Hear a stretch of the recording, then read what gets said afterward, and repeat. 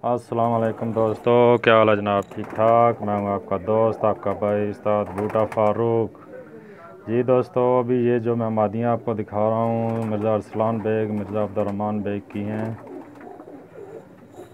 और ये बड़े जोड़ों से अलग की हुई हैं। आजकल गर्मी बहुत है इसलिए अलग की हुई है। ये जनाब उस्ताद खान साहब वाली मादियाँ हैं, उन्होंने गिफ्ट भेजा था कराची से। ये तमाम जोड़े वाली बड़ी मादियाँ हैं।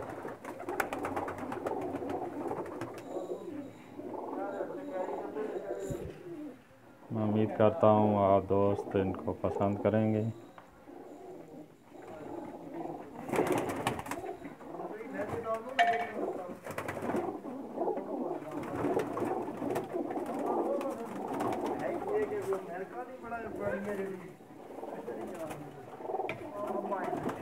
ये दोस्तों कैसी लगी इनकी तमाम मादियाँ बड़े जोड़ों वाली?